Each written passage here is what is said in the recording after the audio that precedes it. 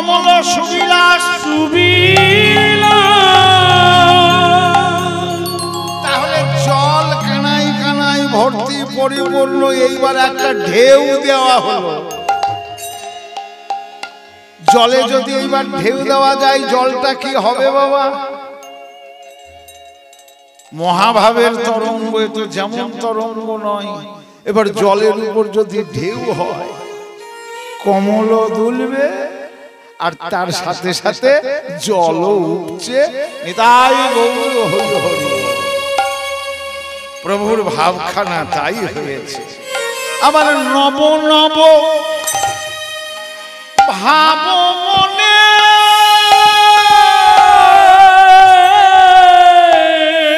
করত প্রকাশ,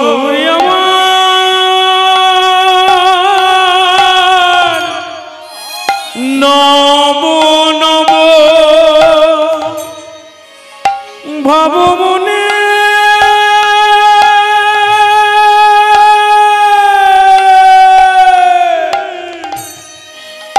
করত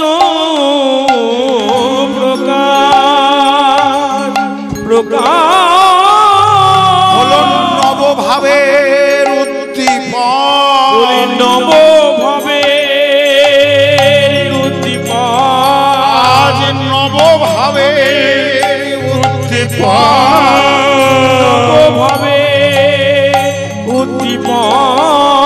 এ ভাব বুঝবে কেবল ও রসিক জন, হলো নবভাবের উদ্দীপন। বুঝবে কেবল রসিক জন, নবভাবের উদ্দীপন। বুঝবে কেবল রসিক জন, নবভাবের উদ্দীপন। ভাবে বুঝবে কেবল রসিক জন, নবভাবের উদ্দীপন। দেখো গৌর ভাবে বিভোরা, গৌর ভাবে বিভোরা। ভাব বুঝবে কেবল রসিক যারা, যাদের ভজনের মূল গোড়া। বুঝবে কেবল রসিক যারা, ভজনের মূল গোড়া। বুঝবে কেবল রসিক যারা, ভজনের মূল গোড়া। বুঝবে কেবল রসিক যারা, ভজনের মূল গোড়া। বুঝবে কেবল রসিক যারা, ভজনের মূল গোড়া। বুঝবে কেবল রসিক যারা গৌর ভাবেতে বিভোরা। পুলকে মুকুল বর ভরু সব দেহা দেহা।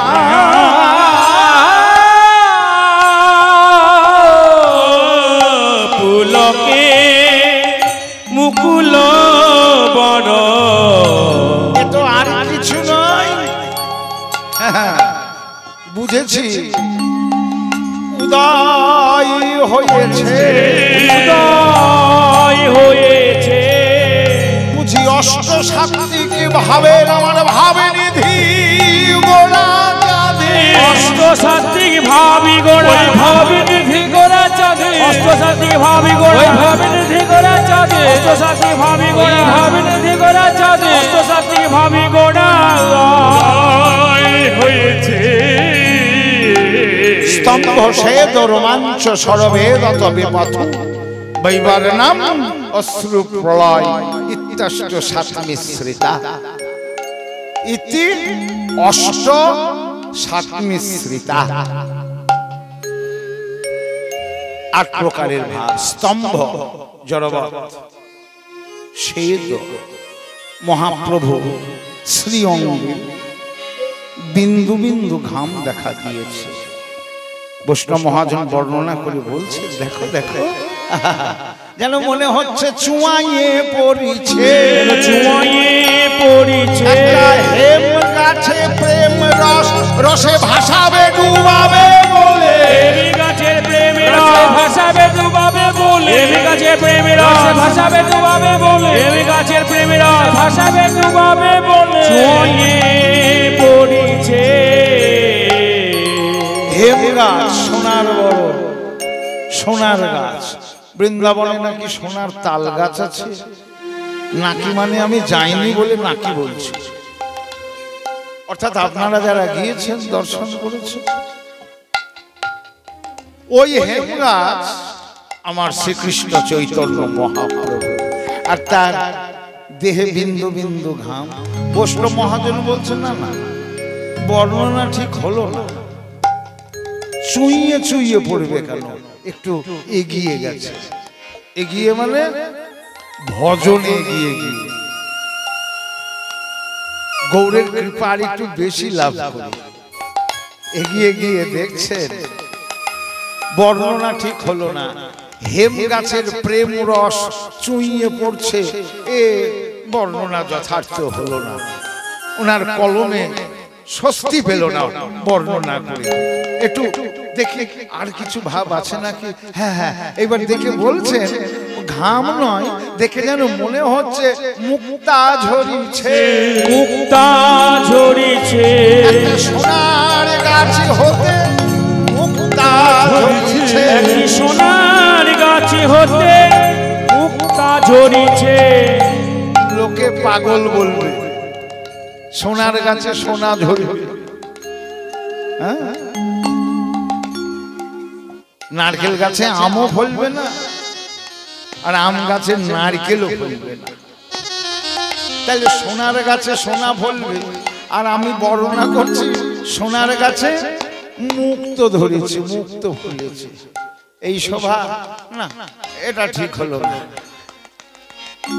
আরেকটু কাছে গিয়ে দেখছে ওটা মুক্ত নয়, যেন মুক্তি ঝরিছে, যেন মুক্তি ঝরিছে, মুক্তি ঝরিছে, যেন মুক্তি ঝরিছে। মুক্তা ঝরছিল সোনার গাছ থেকে, তাহলে এখানে মুক্তি ঝরবে কোন গাছ থেকে?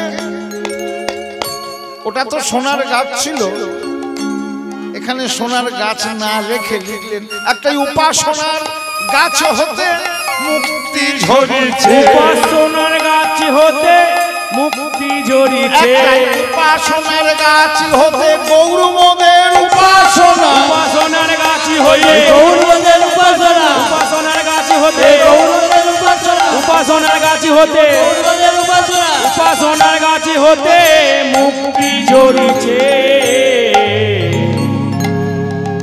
স্তম্ভ সেদ রোমাঞ্চ, মহাপ্রভুর শ্রীঅঙ্গের প্রতিটি লোমকূপ শিহরিত হয়েছে। আর লোমকূপের গোড়াতে কাঁঠালের গায়ে যেমন কাঁটা থাকে, ঠিক তেমন কাঁটা কাঁটা, কিন্তু কাঁটাগুলো কাঁঠালের গায়ে থাকে সবুজ রঙে। আর মহাপ্রভুর প্রতিটি লোমকূপ মনে হচ্ছে এক একটা দারিম্বের দানা, একে সোনার বড়।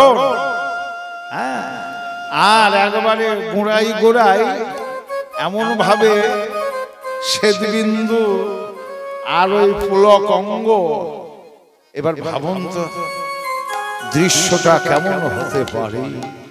বৈষ্ণব মহাজন দেখে বর্ণনা করে বলছে কদম্ব ফুটেছে, কদম্ব ফুটেছে, কদম্ব ফুটেছে, কদম্ব ফুটেছে, একটা ভাবের কাননে কদম্ব ফুটেছে, ভাবের কাননে, ও যাই গো ভাবের বালায়, ভাবের কাননে, যাই গো ভাবের বালায়, ভাবের কাননে, ভাবের বালায়, ভাবের কাননে, যাই গো ভাবের বালায়, কদম্ব ফুটেছে।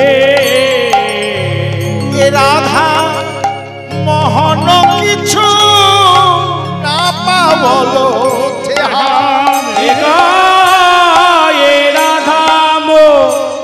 মোহন কিছু না পাওলো। বৈষ্ণব মহাজন রাধা মোহন ঠাকুর আমাদের সৈদাবাদের রাজা মহারাজ নন্দকুমার, তারই গুরুদেব এই রাধা মোহন ঠাকুর শ্রীখণ্ড নিবাস। আপনারা জানেন এই মহারাজ নন্দকুমার তার গুরুদেবকে মারতে মারতে বাড়ি থেকে বের করে দিয়েছিলেন। গুরুচরণে অপরাধ হয়েছিল, রাজা হলে কি হবে? আর সেই কারণে মহারাজ নন্দকুমারের অন্য কারণ যাই থাক,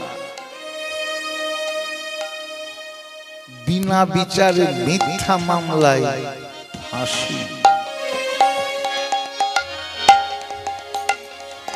অপরাধটা কোন জায়গায়? কৃষ্ণ অপরাধ করলে গুরুদেব তিনি সে অপরাধ থেকে মোচনের জন্য গোবিন্দের কাছে প্রার্থনা করে শিষ্যকে বাঁচিয়ে দিতে পারেন। কিন্তু গুরুপাদ পদ্মে অপরাধ জন্মালে কৃষ্ণেরও সাধ্য নেই। যদ্যপি আমার গুরু চৈতন্যের দাস, তথাপি জানি আমি তাহারই প্রকাশ। গুরু বস্তুটা অত সহজ নয়।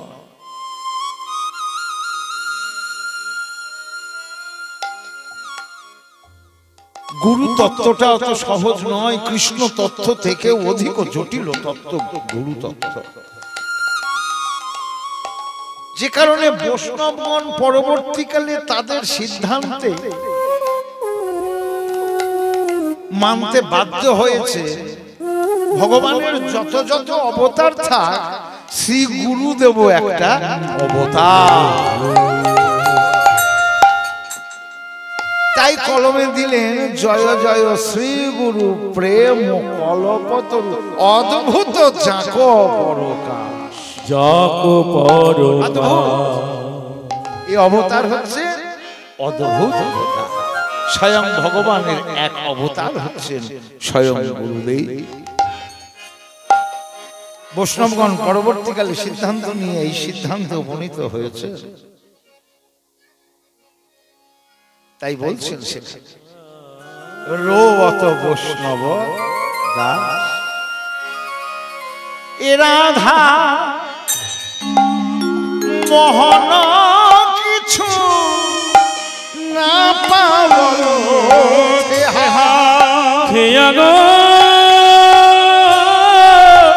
এই রাধা মোহন কিছু না পাবল থেয়া থেয়া আমি কোনো থা পেলাম না, পেলাম না। গৌরের ভাব সাগরে ডুবলাম বটে, কোনো থা পেলাম না। ভাব সাগরে ডুব দিলাম বটে, কোনো থা পেলাম না। ভাবের সাগর, ভাবের সমুদ্র যেমন তেমন ডুবুরি দিয়ে হবে না। বেশ ডুবিরূপ সনাতন তুলি নানা রত্ন ধন যতনে গাঁথিলেন তার মালা। লহজীবী কণ্ঠ বড়ি ভক্তি লতা সূত্র করি দূরে যাবে আপনার জানা। তারা ডুবেছিলেন রূপসাগর। আমি কোন ঘোড়ার রূপসাগরে ডুবে নানা রত্ন ধন তুলে এনেছে। আর পদকর্তা রাধামোহন তিনি এবার ডুব দিয়েছেন হরিবোল হরিবোল গৌরের ভাব সাগর। একটা রূপসাগর, এবার একজন ডুবছেন ভাব সাগরে। ও তো তুলে এনেছে, যা তুলে এনে জগতে দিয়েছে। দেখি আমি গৌরের ভাব সাগরে ডুবে দেখি এ জগতে আর কোনো ভাব বিলোতে পারি কিনা, জগৎবাসীকে ভাবময় করতে পারি কিনা। গৌরচরণ কৃপা লাভ করে গৌরের ভাব সাগরে ডুব দিয়ে ডুবছে ডুবছে ডুবছে ডুবছে ডুবছে ডুবছে অনন্ত অসীম এইবার উঠে এসে বলছে আমি কোনো থা পেলাম আমি না, কোনো থা পেলাম না, ভাবসাগরে ডুবলাম বটে, কোনো থা পেলাম না, আমি ভাবসাগরে ডুবে দিলাম বটে, আমার ভাব নির্ণয় হলো না, সাগরে ডুবে দিলাম বটে, ভাবি সাগরে ডুব দিলাম বটে, ভাবি সাগরে ডুব দিলাম বটে, ভাবি সাগরে ডুব দিলাম বটে, কোনো থা পেলাম না, আহা না পাওয়াল পথে হারে রাধা মোহন কিছু না পা